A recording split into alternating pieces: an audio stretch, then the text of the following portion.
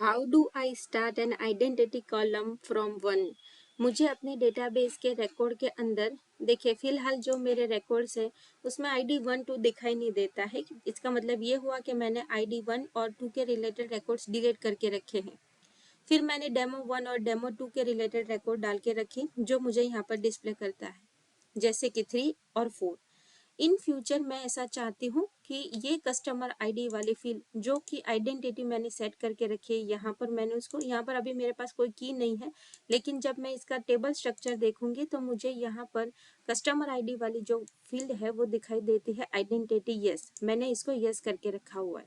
ठीक है, तो जब आप डिलीट का इस्तेमाल करते हैं, जैसे कि मैं यहाँ पर यूज करती हूँ अपने टीबीएल कस्टमर वाले टेबल को या फिर अपने स्टूडेंट वाले टेबल को, जैसे कि सिलेक्ट स्टार फ्रॉम टीबीएल स्टूडेंट। ठीक है, तो ये है मेरा टीबीएल स्टूडेंट वाला टेबल जिसके अंदर आईडी 101 से है और 101 से है, 101 है, या फिर हम टीबीएल कस्टमर वाला टेबल लेते हैं, वट एवर द टेबल, हम यही टेबल लेके वर्क करने की कोशिश करते हैं। तो टीबीएल कस्टमर के अंदर फिलहाल मुझे शो करता है आईडी 1 एंड 2।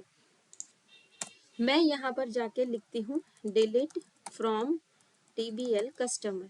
इसका मतलब क्या होगा कि टीबीएल कस्टमर के अंदर जितने भी सारे रिकॉर्ड्स हैं वो सारे के सारे रिकॉर्ड जो होगा वो डिलीट कर देगा। टू रो अफेक्टेड दिखा दी, इसका मतलब ये हुआ कि मेरे डेटाबेस के इस टेबल में से टीबीएल कस्टमर में से 2 रिकॉर्ड जो है वो डिलीट हो चुके हैं। ठीक है, मैं यहाँ पर जाके सिलेक्ट वेरीफाई करती हूँ, मुझे कोई भी रिकॉर्ड शो नहीं कर रहा है। ठीक है, अभी मैं क्या करती हूँ, वापस टीबीएल कस्टमर के अंदर जाके 2-3 रिकॉर्ड फिर से डालने की कोशिश करती हूँ, जैसे कि टेस्ट न्यू, टेस्ट न्यू 1। अभी क्या हो रहा है कि प्रीवियसली मेरे जो आईडी थे वो 3 और 4 थे, अब यहाँ पर मुझे आईडी 5 दिखा रहा है और आईडी 6 दिखा रहा है। मैंने ये माना कि मेरे जो रिकॉर्ड्स है टेस्ट न्यू और टेस्ट न्यू 1 वो आईडी 1 से स्टार्ट करे, लेकिन उसने प्रीवियसली जो कस्टमर आईडी के रिकॉर्ड्स थे उसको उसी तरीके से रखा है और इंस्टेड ऑफ 1 उसने 5 और 6 से स्टार्ट किया है।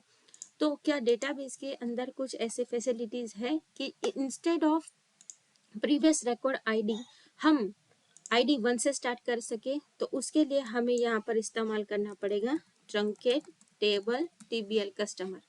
ठीक है, यहाँ पर देखिए कमांड कंप्लीटेड सक्सेसफुली दिखा दिया है। अब मैं यहाँ पर जाती हूँ, मैं सिलेक्ट वेरीफायर करती हूँ, मुझे कोई भी रिकॉर्ड्स नहीं दिखेंगे। मैं टीबीएल कस्टमर वाले टेबल पे जाके फिर से रिकॉर्ड इंसर्ट करने की कोशिश करती हूँ, डेमो 1। अब जाके उसने मुझे आईडी स्टार्ट करके दे के रखा है आईडी 1।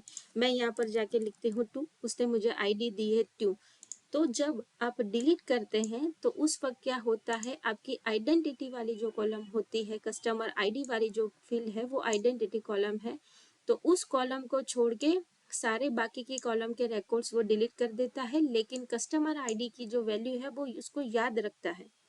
अगर हमें अपने रिकॉर्ड्स फिर से आईडी 1 से स्टार्ट करना है तो हमें डिलीट की जगह क्या इस्तेमाल करना होगा, ट्रंकेट इस्तेमाल करना होगा।